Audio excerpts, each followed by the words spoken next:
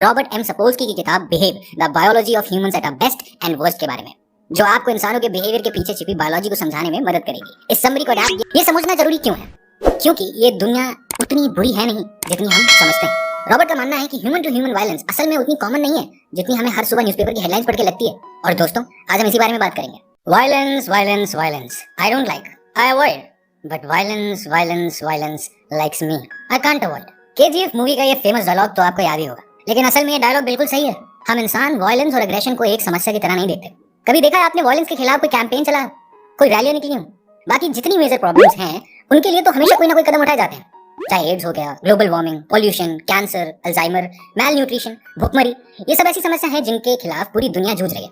चाहे सरकार हो या फिर हम और आप जैसे आम लोग, सभी इन प्रॉब्लम्स के खिलाफ अपने अपने तरीके से आवाज उठा रहे हैं दोस्तों। लेकिन इस तरह का अपोजिशन हमें वायलेंस के लिए देखने को नहीं मिलता, क्योंकि वो ह्यूमन नेचर का ही हिस्सा है। Human versus animals. हम जब इंसान की बात करते हैं तो हम होमो सेपियंस स्पीशीज के जानवर की ही बात करते हैं। कई मायनों में इंसान बिल्कुल जानवरों के जैसा ही है, वहीं इससे बिल्कुल उलट कई मामलों में इंसान और जानवर में जमीन आसमान का अंतर है। चलिए पहले कुछ ऐसे एग्जांपल्स देख लेते हैं जहां इंसान और जानवर एक जैसे हैं। क्या आप जानते हैं कि डर लगने पर हम कई तरह के हार्मोन सिक्रीट करते हैं, जो एक मछली बुली होने पर करती है? और एक्साइटेड या खुश होने पर हमारा दिमाग भी वही केमिकल्स बनाता है जो एक कैपिबारा का दिमाग बनाता है। यही नहीं, हमारे और एक ब्राइन श्रिम्प के न्यूरॉन्स एक ही तरह से काम करते हैं, और हम अग्रेसिव होने पर किसी को मारने के लिए उन्हीं मसल्स का इस्तेमाल करते हैं जो एक एप या चिंपैंजी करता है। अगर इतनी सिमिलैरिटीज भी काफी नहीं थी तो आपको ये बता दूं कि जैसे हम इंसानों में एक साथ रह रही दो लड़कियों की ओव्यूलेशन साइकिल सिंक हो जाती है, फीमेल चूहों के साथ भी ठीक ऐसा ही होता है। अब बात आती है कि इंसानों और जानवरों में डिफरेंसेस क्या हैं।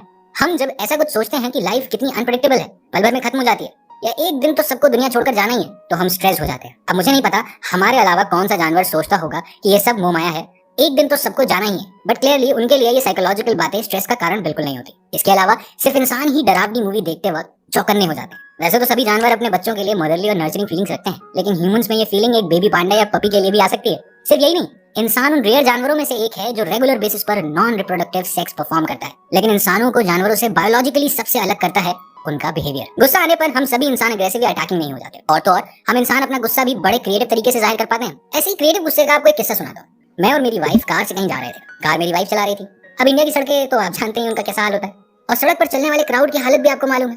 ऐसे में एक लड़का एक कार से जा रहा था और लड़की ड्राइव करते देख पता नहीं क्यों पीछा करने लगा। कोई खास कारण नहीं, बस किसी वजह से उसे फनी लग रहा था। अब मैं होता तो इग्नोर कर देता, लेकिन मेरी वाइफ का दिमाग गर्म हो गया, और गर्मी की कमी तो खैर इंडिया की सड़कों पर कभी नहीं होती। तो मेरी वाइफ ने सिग्नल पर कार रोक दी, उतरी और उस आदमी की खिड़की पर जाकर उसे डांटा। फिर वापस आई तो शक्ल से ही लग रहा था कि कोई जंग जीत कर आई है। अब उसी सिग्नल से उस आदमी ने अपनी कार रोड के साइड में खड़ी कर दी। अगर कार्स के एक्सप्रेशन होते तो ये गाड़ी भी शर्मिंदा दिखाई पड़ती दोस्तों।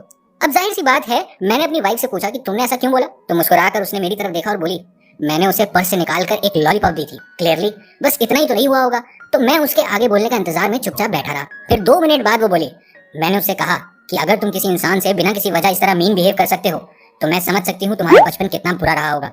माँ बाप ने तुम्हें अटेंशन दिया नहीं, और अब तो खैर कौन ही देगा। ये लो लॉलीपॉप, शायद तुम्हारे बचपन का ट्रॉमा थोड़ा कम हो जाए और तुम्हारे अंदर के बच्चे को लॉलीपॉप ना मिलने का ट्रॉमा खत्म हो जाए। बस इतना ही कहा था मैंने। मैं हैरान रह गया, बिल्कुल सक्का पक्का। उसने सचमुच उस आदमी के सामने मिरर रख दिया, एक आईना, बिना किसी अग्रेशन, बिना किसी वायलेंस के। यही एक खास बात है दोस्तों, जो हम ह्यूमंस को बाकी जानवरों से काफी अलग कर देती है। हम अपने नेचुरल इंस्टिंक्ट्स को कंट्रोल करके सही और गलत में फर्क समझ सकते हैं। हम अपने बिहेवियर को चेक में रख सकते हैं, उसे ऑल्टर कर सकते हैं। अब समझते हैं बिहेवियर के पीछे के कुछ कारण। इस बुक समरी में कुछ खास ह्यूमन इमोशंस के बारे में हम बात करेंगे, और ये खुशी और दुख जैसे वेग इमोशंस नहीं होंगे। असल में बात ऐसी है कि खुशी बहुत ऊपरी चीज है। खुश तो हम बहुत से इमोशंस के रिजल्ट से हो जाते हैं, जैसे कि हम अपना पसंदीदा खाना खाकर खुश हो जाते हैं। लेकिन वहीं अगर हमें कोई पसंद नहीं है और वो असफल हो जाता है तो भी हम खुश हो जाते हैं। दोनों ही खुशियों के पीछे फंडामेंटल यानी मूल इमोशंस अलग अलग हैं।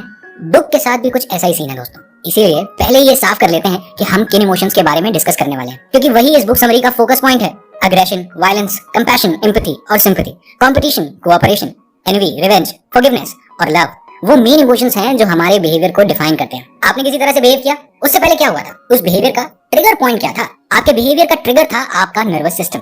अब ऐसा क्या हुआ जो आपके नर्वस सिस्टम ने इस तरह का स्टिमुलाई रिस्पांस प्रोड्यूस किया? ये आपके सेंसेस के कारण हुआ होगा। आपके सेंसरी रिसेप्टर्स ने मेजरली खुद से ही कोई ऐसी एक्टिविटी महसूस की जिसने आपके नर्वस सिस्टम को ट्रिगर कर दिया। अब थोड़ा और पीछे चलते हैं।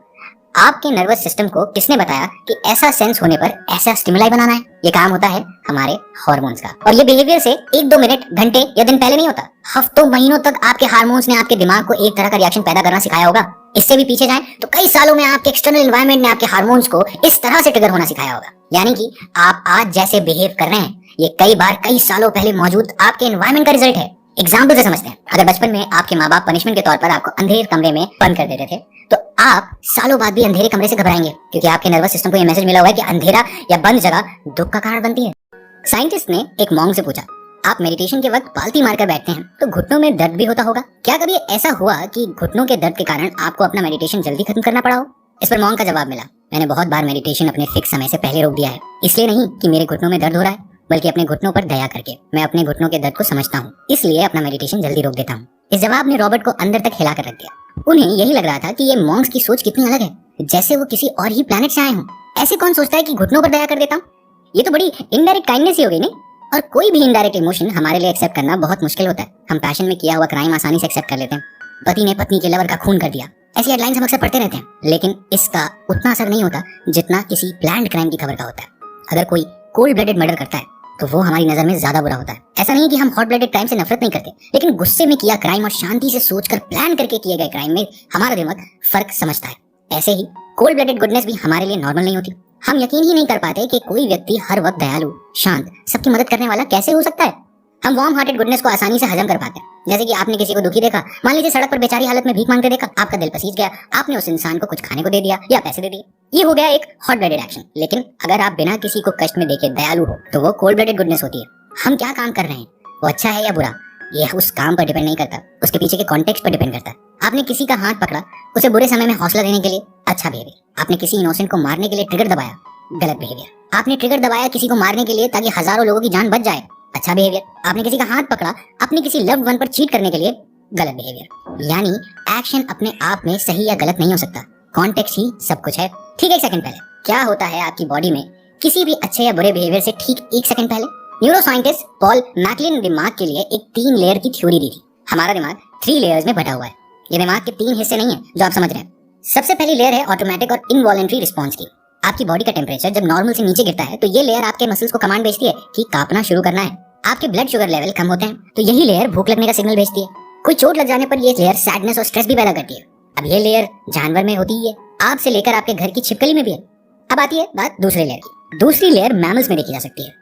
यह लेयर कंपैशन और इमोशंस को समझती है।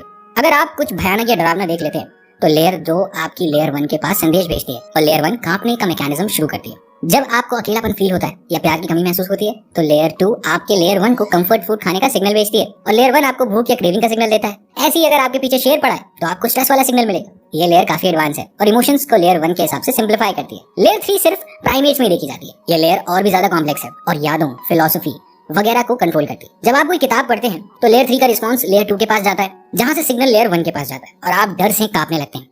जब आप ओरियो बिस्किट का ऐड देखते हैं तो आपके दिमाग में क्रेविंग जनरेट होती है। लेयर 3 से लेयर 2 के पास क्रेविंग का मैसेज जाता है, लेकिन लेयर 2 से लेयर 1 तक भूख का मैसेज जाता है। ऐसे ही जब हम किसी फिल्म में बच्चों को रेफ्यूजी कैंप्स में देखते हैं तो हम भी स्ट्रेस महसूस करने लगते हैं। हमारा left brain analytical skills, order sequencing, rationally सोचना, verbal understanding, maths, logic, right side का विजन और बॉडी के राइट साइड की एक्टिविटीज को संभालता है। वहीं दूसरी तरफ हमारा right side brain intuition, holistic सोच, random sequencing, emotional thoughts, adventures के प्रति प्यार, impulse, creative writing, art, imagination और लेफ्ट साइड का विजन और लेफ्ट बॉडी पार्ट की मूवमेंट में कंट्रोल करता है। बात करते हैं एमिगडाला की। हमारे फ्रंटल कॉर्टेक्स के ठीक नीचे बादाम के बराबर एमिगडाला मौजूद होता है। ये पार्ट दिमाग के दोनों साइड में अलग अलग होता है, यानी हमारे पास एक राइट एमिगडाला है और एक लेफ्ट। ये हिस्सा हमारे एग्रेशन और इससे जुड़े बिहेवियर को कंट्रोल करता है। एग्रेशन ही ज्यादातर हमारे हॉट ब्लडेड एक्शंस के पीछे जिम्मेदार होता है दोस्तों। यही कारण है कि ये पार्ट हमारे बिहेवियर को बहुत हद तक कंट्रोल करता है। इसका प्रूफ बहुत सी स्टडीज में देखा गया है। जब रिसर्चर्स ने सब्जेक्ट को गुस्सा पैदा करने वाली इमेजेस दिखाई तो न्यूरो इमेजिंग में देखा गया कि उनका एमिगडाला एक्टिवेट हो गया है। यही नहीं, न्यूरो सर्जरी की मदद से जब एमिगडाला में इलेक्ट्रोड्स लगाकर उसे स्टिमुलेट किया गया तो लोगों में गुस्सा नोट किया गया। यानी दोनों ही तरह से ये देखा गया कि एमिगडाला हमारे एग्रेशन के पीछे रिस्पॉन्सिबल है। अब सवाल ये उठता है कि क्या एमिगडाला के नॉर्मल से छोटे या बड़े होने पर हमारे एग्रेसिव बिहेवियर में कोई चेंज दिखेगा? इसका जवाब हम आपको किसी रिसर्च में नहीं बल्कि टेक्सास के एक चौंका देने वाले हादसे से देंगे। 1966 में टेक्सास में चार्ल्स व्हाइटमैन नामक एक आदमी ने अपनी स्नाइपर गन से यूनिवर्सिटी ऑफ टेक्सास के टावर में फायरिंग शुरू कर दी थी। इस फायरिंग में 16 लोग मारे गए थे और 32 घायल हुए थे। यही नहीं, इस शूटिंग से पहले उस आदमी ने अपनी मां और बीवी को भी मार डाला था और शूटिंग के बाद खुद भी सुसाइड कर ली थी। अपने सुसाइड नोट में व्हाइटमैन ने लिखा था कि उनके दिमाग को चेक किया जाए क्योंकि उन्हें हर वक्त वायलेंट महसूस होता है और मर्डर्स करने का मन करता है। व्हाइटमैन के पिता भी उन्हें और उनके भाई और मां को शुरू से ही मारते पीटते थे और व्हाइटमैन भी अपने पत्नी के प्रति काफी फिजिकली अब्यूसिव थे। यही नहीं, उनके भाई को भी बहुत गुस्सा आता था, जिसके चलते एक बार फाइट में उनकी मौत हो गई थी। उनके दिमाग को चेक करने पर पाया गया कि उनके एमिगडाला के पास एक ट्यूमर था जो एमिगडाला को लगातार पुश करता रहा और ऐसा माना जाता था कि यह समस्या उनकी फैमिली में जेनेटिक थी। ये इंसिडेंट ऐसा साबित करता है कि एमिगडाला के बड़े साइज से एग्रेशन भी बढ़ता है। इसका एक और इंसिडेंट बड़े इनफेमस तरीके से मशहूर है। जर्मनी की एक एक्स जर्नलिस्ट अल्रिक मिनहोफ अचानक बहुत रेडिकल और वायलेंट हो गई थी। उन्होंने 1968 में रेड आर्मी फैक्शन नाम का एक टेररिस्ट ग्रुप शुरू किया जो वेस्ट जर्मनी में बहुत सी बैंक चोरियों के लिए जिम्मेदार था। 1976 में मर्डर ट्रायल के दौरान जेल में उनकी लाश को पंखे से लटका पाया गया। ये सुसाइड थी या मर्डर, इसका आज तक पता नहीं लगा है, लेकिन ये जानने के लिए जब उनकी ऑटोप्सी की गई तो उसमें एक बड़ा खुलासा हुआ था। ऑटोप्सी में ये देखा गया कि 1962 में उनके दिमाग से एक बिनाइन ट्यूमर का ऑपरेशन करके निकाला गया था, जिसके स्कार टिश्यूज उनके दिमाग में एमिगडाला रीजन में रह गए थे। इसके बाद से ही उनका एक्सट्रीम वायलेंट बिहेवियर देखने को मिला। जैसे आपको सुना हुआ फोन नंबर तभी याद रहता है जब तक आप उसे डायल नहीं कर लेते, उसके बाद वो नंबर आपकी मेमोरी से बिल्कुल बाहर हो जाता है। फ्रंटल कॉर्टेक्स एक बार में एक ही काम कर पाता है, यानी अगर आप सड़क पर चल रहे हैं और ट्रैफिक पर ध्यान दे रहे हैं तो आप कोई कैलकुलेशन नहीं कर पाएंगे या प्लान नहीं बना पाएंगे। ये पाया गया था कि एक स्टडी में जहां रिसर्चर्स ने कुछ सब्जेक्ट्स को एक ग्रोसरी शॉपिंग की लिस्ट सुनाई जिसमें 16 चीजें थी। फिर रिसर्चर्स ने हर इंडिविजुअल से उस लिस्ट को दोहराने के लिए कहा। पहली बार में लोगों ने शुरुआत और लास्ट के लगभग सभी नाम सही बताए, पर बीच के नाम अमूमन भूल ही गए। एक और कॉमन मिस्टेक थी चीजों के नाम सिमिलर चीजों में बदल लेने की, जैसे दालचीनी की जगह जायफल या जावित्री बोलना और ब्लैकबेरी की जगह ब्लूबेरी बोल देना। दूसरी बार लिस्ट सुनने पर सब्जेक्ट्स ने कुछ अलग गलतियां तो की, लेकिन पहले वाली गलतियां नहीं की। चौथी पांचवी बार तक सभी सब्जेक्ट्स ने पूरी लिस्ट सही बता दी। उनसे याद रखने का तरीका पूछे जाने पर मेजॉरिटी का जवाब मिला कि उन्होंने सामान की ग्रुपिंग कर ली थी। 16 में से 4 आइटम फल थे, 4 मसाले, 4 ब्रेकफास्ट के आइटम थे और 4 क्लीनिंग के सप्लाईज। इन्फॉर्मेशन को ऑर्गेनाइज करने से कंफ्यूजन का चांस कम हो गया और याद रखना आसान हो गया। एक और बड़ी ही इंटरेस्टिंग एक्सपेरिमेंट किया गया था बंदरों पर। न्यूरो इमेजिंग से दिखा गया कि बंदरों का फ्रंटल कॉर्टेक्स एक्टिवेट हो रहा था जब भी वो किसी और बंदर को कोई गलती करते हुए देखते थे। इससे पता चला कि फ्रंटल कॉर्टेक्स सोशल बिहेवियर को एनालाइज करने का भी काम करता है, और क्योंकि इंसान सबसे ज्यादा सोशल जानवर है, उसके सोशल बिहेवियर को स्टडी करने के लिए फ्रंटल कॉर्टेक्स को समझना बहुत जरूरी है। इंसानों में रिवॉर्ड ड्रिवन या एडवाइस ड्रिवन बिहेवियर के लिए फ्रंटल कॉर्टेक्स ही रिस्पांसिबल है। 1984 में वर्मोंट में एक रेलवे वर्कर फिनियस गेज के साथ एक हादसा हुआ था जिसमें एक आयरन रॉड उनकी लेफ्ट आंख से घुसकर पीछे स्कल से बाहर आ गई थी। किस्मत से वो जिंदा बच गए और चलने फिरने भी लगे, लेकिन उनका सोशल बिहेवियर बहुत इनएप्रोप्रिएट सा हो गया। इसका कारण था उनका डैमेज लेफ्ट फ्रंटल कॉर्टेक्स। वो चिढ़ने लगे, नखरे करने लगे, अपने मन का काम पूरा ना होने पर वो जानवरों की तरह बिहेव करने लगते थे। उनके दोस्तों का कहना था कि वो एक्सीडेंट से पहले वाले गेज नहीं रहे थे। वो बहुत इंपेशेंट और रूड हो गए थे और बहुत ग्रॉस बातें करने लगे। बहुत से देशों में रेपिस्ट और दूसरे सेक्सुअल ऑफेंडर्स को कोर्ट मैंडेटरी ड्रग थेरेपी देती है, जिससे ड्रग्स की मदद से उनके दिमाग में टेस्टोस्टेरोन रिसेप्टर्स को ब्लॉक किया जाता है ताकि उन्हें वायलेंट अर्जेस ना आए। हालांकि टेस्टोस्टेरोन के एग्रेशन के अलावा भी आदमियों में कुछ अमाउंट एग्रेशन रह ही जाता है। 1990 में यूनिवर्सिटी ऑफ कैलिफोर्निया के एक बिहेवियरल एंडोक्राइनोलॉजिस्ट जॉन विंगफील्ड ने ऐसा दावा किया था कि टेस्टोस्टेरोन एग्रेशन पैदा नहीं करता। टीनेजर लड़कों में टेस्टोस्टेरोन लेवल तेजी से बढ़ रहा होता है, लेकिन वो हर समय एग्रेसिव नहीं रहते। ना ही सेक्सुअली अराउज होने पर कोई आदमी वायलेंट हो जाता है, लेकिन किसी टीम या इंडिविजुअल स्पोर्ट को खेलते वक्त जरूर आपका टेस्टोस्टेरोन लेवल बढ़ जाता है और एज अ रिजल्ट आप एग्रेसिव भी हो जाते हैं। बहुत ज्यादा फ्यूरियस और पैशन आ जाता है, ये जोश, हाउस से जोश वाली फीलिंग आ जाती है। अपने रिसर्च में विंगफील्ड ने बताया कि टेस्टोस्टेरोन ऑलरेडी एग्जिस्टिंग एग्रेशन को बढ़ावा देता है। अगर आप चैलेंज महसूस कर रहे हैं, जैसा कि जानवरों में मीटिंग के दौरान होता है, तब आपका टेस्टोस्टेरोन आपको अग्रेसिव बनाएगा ही, वरना आपके अंदर जो भी डिजायर है, स्पेशली सेक्सुअल डिजायर्स, उन्हें टेस्टोस्टेरोन बढ़ा देगा। ऑक्सीटोसिन और वेसोप्रेसिन। अगर टेस्टोस्टेरोन जले पर नमक का काम करता है तो ऑक्सीटोसिन और वेसोप्रेसिन जले पर टूथपेस्ट का काम करते हैं। दोस्तों, दोनों बहुत ही क्लोजली रिलेटेड हार्मोन्स हैं जिनका काम हमारे अंदर अग्रेशन को कम करना होता है। इतना ही नहीं, ऑक्सीटोसिन हमको ज्यादा लविंग और एम्पैथेटिक यानी दयालु भी बनाता है। ऑक्सीटोसिन का हाई लेवल होने पर इंसान अपने बच्चों के लिए ज्यादा अटेंटिव या अपने पार्टनर के साथ ज्यादा वफादार होता है। लेकिन इस ऑल स्वीट दिखने वाले हार्मोन की एक डार्क साइड भी है, जिसके बारे में हम आज इस बुक समरी में बात करेंगे। पहले तो कुछ बेसिक समझ लेते हैं। ऑक्सीटोसिन और वेसोप्रेसिन कभी एक सिंगल डीएनए का हिस्सा रहे थे और जेनेटिक एवोल्यूशन के साथ दो अलग लेकिन बहुत ही सिमिलर हार्मोन्स बन गए। 20th सेंचुरी तक साइंटिस्ट यही मानते थे कि ये दोनों हार्मोन्स दिमाग के सबसे बोरिंग हार्मोन्स हैं। ऑक्सीटोसिन लेबर शुरू करता है और मां में मिल्क प्रोडक्शन संभालता है, वहीं वेसोप्रेसिन किडनी में वाटर रिटेंशन यानी पानी अब्सॉर्ब करने का काम करता है। बस इन दोनों हार्मोन की इतनी ही कहानी थी। लेकिन 21st सेंचुरी में इस कहानी में ट्विस्ट आ गया। साइंटिस्ट लैब रैट्स पर ऑक्सीटोसिन से जुड़े कुछ टेस्ट कर रहे थे। मेनली ऑक्सीटोसिन फीमेल्स में ममता की फीलिंग को बढ़ाता है, तो जब साइंटिस्ट ने एक वर्जिन फीमेल चूहे में ऑक्सीटोसिन इंजेक्ट किया तो वो मदरली बिहेव करने लगी। वो फीमेल रैट दूसरे बच्चों को किस और कडल करने लगी।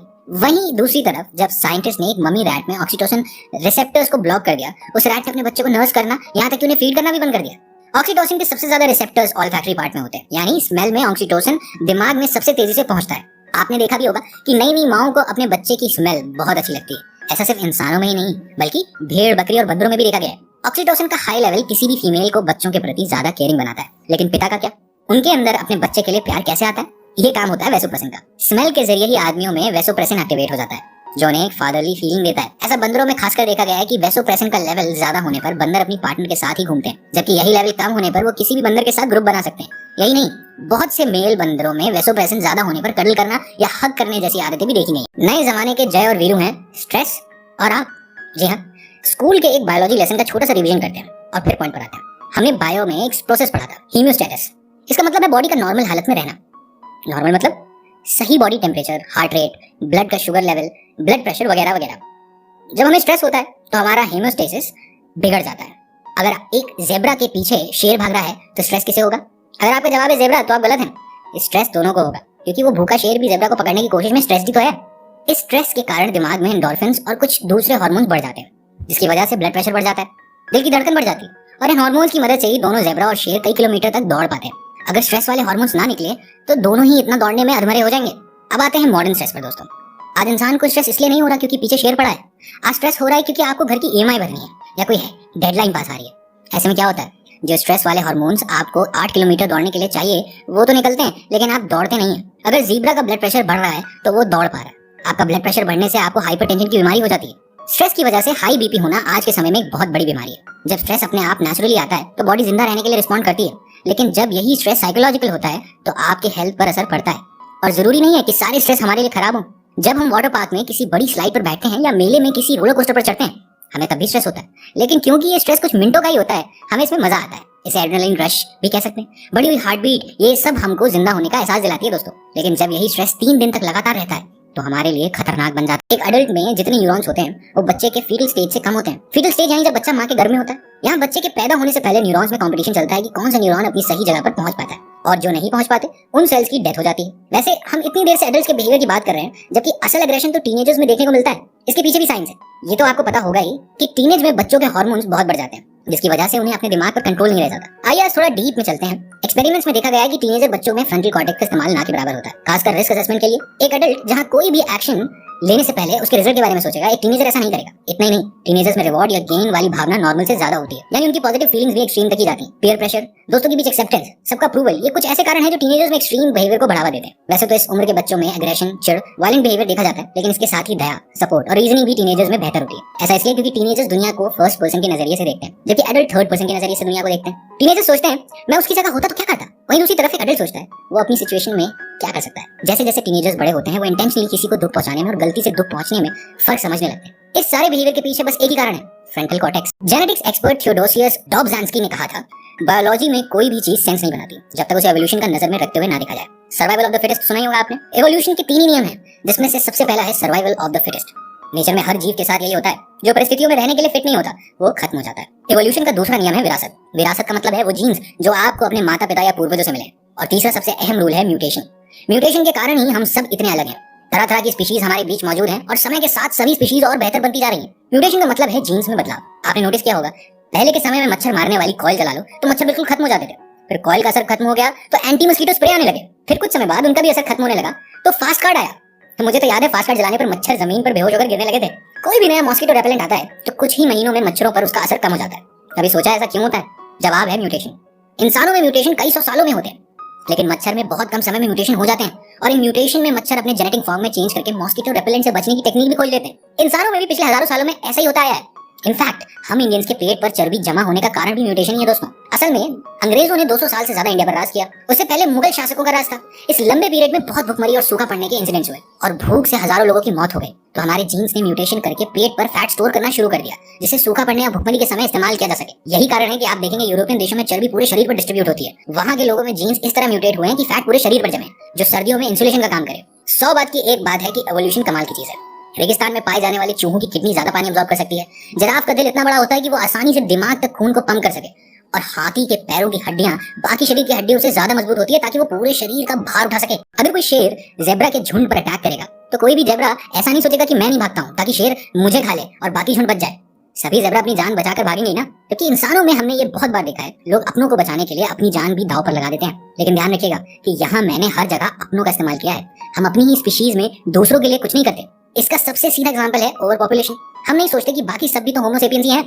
मैं अपना रिप्रोडक्शन कुर्बान कर देता हूँ ताकि हमारे स्पीशीज ओवर पॉपुलेशन की वजह खत्म हो जाए। ये दिखाता है कि इंसान भी बाकी जानवरों की तरह ही अपने बारे में सोचता है। बस हमारे लिए हमारा परिवार भी हमारा ही हिस्सा हो जाता है। वैसे बहुत से जानवरों में ये भी देखा गया है। चूहों के साथ एक एक्सपेरिमेंट जिसमें एक बड़े से बॉक्स में एक चूहे को रखा गया, एक अनजान फीमेल को रखा गया और उसकी बहन को रखा गया, जिसने उससे कभी पहले इंटरेक्ट ही नहीं किया था। और अपने आप ही वो चूहा अपनी बहन से इंटरेक्ट करने लगा। ऐसा इसलिए क्योंकि हमारी जीन्स एक रिश्तेदार को पहचान लेते हैं। रिश्तेदार से यहाँ मतलब ताई या चाची से नहीं है। कोई भी इंसान जिसके साथ हम अपने जीन्स शेयर करते हैं, जैसे मौसी, बुआ, चाचा या मामा, हमारा डीएनए सेम जीन्स को पहचान लेता है। इसे किन रिकॉग्निशन कहते हैं। ये प्रोसेस सभी जानवरों में देखा जा सकता है, चाहे वो सिंगल सेल एनिमल क्यों ना हो। को एक्जिस्टेंस यानी मिलजुल कर रहना। नेचर में हर चीज कंपटीशन ही नहीं है। बहुत सी स्पीशीज अपने जिंदा रहने के लिए अपने कंपटीशन को भी जिंदा रहने देती है। आप सबने बचपन में रॉक पेपर सीजर तो खेल जरूर खेला होगा। रॉक सीजर को तोड़ सकती है, सीजर पेपर को काट सकती है और पेपर रॉक को जकड़ सकता है। जब आप सारी रॉक सारी सीजर्स को तोड़ डालें तो पेपर को काटने वाला कोई नहीं बचेगा। ऐसा होने पर सारे पेपर सभी रॉक्स को जकड़ लेंगे, इसलिए रॉक्स को कोई कदम नहीं उठाती है और इसे ही कोएग्जिस्टेंस कहते हैं दोस्तों। अब ये तो हो गया आसान तरीका बात को समझाने का, लेकिन इसका एग्जांपल नेचर में भी मौजूद है। बैक्टीरिया पर एक स्टडी की गई जिसमें 3 तरह के बैक्टीरिया का एक ही डिश में डाला गया। बैक्टीरिया एक जहरीला केमिकल बनाता था जिसे बनाने में बहुत एनर्जी लगती थी। बैक्टीरिया 2 उस जहर में मर सकता था लेकिन वो फूड आसानी से बना लेता था, और बैक्टीरिया 3 उस जहर से नहीं मर सकता था लेकिन उसे एनर्जी बनाने के लिए बहुत मेहनत करनी पड़ती थी। आज बीटीएस आर्मी नाम से उस बैंड के फैंस के ग्रुप हैं। धोनी को चाहने वाले एक ग्रुप, कोहली के फैंस का एक अलग ग्रुप, सलमान खान के फैंस एक क्लब में, वही शाहरुख खान के फैंस दूसरी तरफ। नापसंद के हिसाब से भी ग्रुप्स बनते हैं दोस्तों, जैसे कि I hate Rachel Green club, इसी को ले लीजिए। लेकिन मजाक से हट के बात करें तो ये भी जो ग्रुपिंग है ना, ये सिर्फ इंसानों में ही देखी जा सकती है। जिराफ में ऐसा नहीं होता कि एक तरह के पत्ते पसंद करने वाले जिराफ अपना एक अलग ग्रुप बनाएंगे, भाई लोग हम लोग एक साइड में हैं। यही ह्यूमन साइकोलॉजी की खूबसूरती भी है और समस्या भी। समस्या इसलिए क्योंकि ये ग्रुप्स परमानेंट नहीं होते। आप सुबह अपने 4 बुक लवर दोस्तों से मिलने गए, दिन में लंच आपने सेम तरह का खाना पसंद करने वाले दोस्तों के साथ किया, शाम को 5 पार्टी लवर दोस्तों के साथ घूमने गए, रात को आप अपनी फैमिली के पास आ गए। इन सभी ग्रुप्स में से एक भी इंडिविजुअल ऐसा नहीं है जिससे आप हर एक पसंद या नापसंद पूरी तरह से कॉन्ग्रुएंट तरीके से शेयर करते हो। जो इस तरह के ग्रुप्स को लूज बनाता है। अस वर्सेस देम में सिर्फ ग्रुपिंग ही नहीं होती, डिस्क्रिमिनेशन भी होता है, और इसका कोई उदाहरण देने की जरूरत तो है नहीं। बहुत पुरानी बात नहीं है कि जब गोरे लोग काले लोगों पर राज करते थे क्योंकि वो खुद को उनसे ऊपर समझते थे, सुपीरियर समझते थे। आज भी स्किन के रंग के बेसिस पर भेदभाव होता है, डिस्क्रिमिनेशन होता है। ये दूसरे जानवरों में भी देखा जाता है, लेकिन इस तरह का भेदभाव अपीयरेंस से नहीं, इलाके या परिवार से होता है। लेमूर बंदरों में एक झुंड में ही मेल होता है और बाकी सब फीमेल्स होती हैं। कोई भी नया मेल बंदर ग्रुप में तभी आता है जब वो पुराने मेल को हराकर ग्रुप से भगा दे। अब नया बंदर उन फीमेल्स के साथ मेट करता है, लेकिन अगर फीमेल्स के पहले से ही इन्फेंट बच्चे हैं तो वो ओव्यूलेट नहीं करेगी, यानी वो प्रेग्नेंट नहीं हो सकती, और नए मेल को अपने जीन्स आगे बढ़ाने होते हैं तो वो पुराने मेल के बच्चों को मार डालता है। इससे फीमेल बंदर नर्स करना बंद करती है और दोबारा ओव्यूलेट करने लगती है। हालांकि ओव्यूलेशन से इन फीमेल बंदरों में एक खास बिहेवियर पैदा हुआ है जो और किसी बंदर में नहीं देखा जा सकता। ये फीमेल बंदर अपने बच्चों को बचाने के लिए फेक मीटिंग करती है। अगर नया मेल पुराने मेल को रिप्लेस कर देता है तो प्रेग्नेंट फीमेल्स अपना बच्चा गिरा देंगी। ऐसा इसलिए क्योंकि नया मेल उनके बच्चों को मार देगा और उनकी प्रेगनेंसी में खर्च हुई उनकी एनर्जी बर्बाद हो जाएगी। इसीलिए वो अपना नुकसान कम करने के लिए खुद ही मिसकैरेज कर लेती हैं। इन्फेंटिसाइड यानी बच्चों को मार डालना बहुत से जानवरों में देखा जा सकता है। चिंपैंजी में एक मदर चिंपैंजी दूसरी अनरिलेटेड चिंपैंजी के बच्चों को ही मार देती है। जानवरों में इस तरह के बर्ताव से कोई बड़ी प्रॉब्लम नहीं पैदा होती। इंसान कैसे बिहेव करता है, क्यों करता है, इसके पीछे क्या क्या कारण छिपे हैं, ये सब आप जान ही चुके हैं। क्या अब आप किसी के बिहेवियर को प्रेडिक्ट कर पाएंगे? मेरी माने तो हाँ, बिल्कुल कर पाएंगे। सबसे पहले तो आप जान जाएंगे कि सामने वाला शराब के नशे की वजह से खराब बिहेव नहीं कर रहा, बल्कि ये उसका नेचर है जो नशे में सामने आ रहा है। दूसरा, आप किसी के गुस्से के ट्रिगर्स समझकर उसका गुस्सा प्रेडिक्ट भी कर सकते हैं। बहुत से लोगों को शॉर्ट टेम्पर्ड की समस्या होती है, यानी उन्हें गुस्सा बहुत आता है। अगर किसी के साथ ऐसा है तो उनके एमिगडाला के साथ कोई समस्या हो सकती है, जिसके लिए उन्हें तुरंत डॉक्टर की मदद लेनी चाहिए।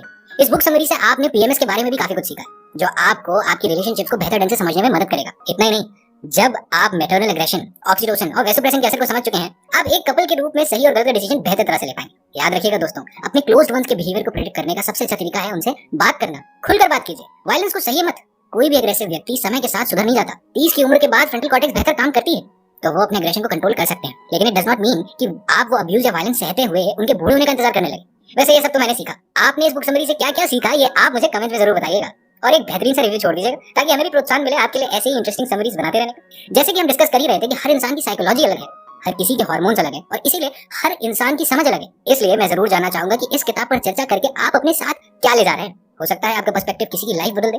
दोस्तों, आप इस बुक समरी के साथ लास्ट तक जुड़े रहे, यही आपके बिहेवियर में पेशेंस को दिखाता है, और इसके अंदर पेशेंस है, और जिसके अंदर पेशेंस है समझ जाइए कि उसका फ्रंटल कॉर्टेक्स बिल्कुल दुरुस्त है।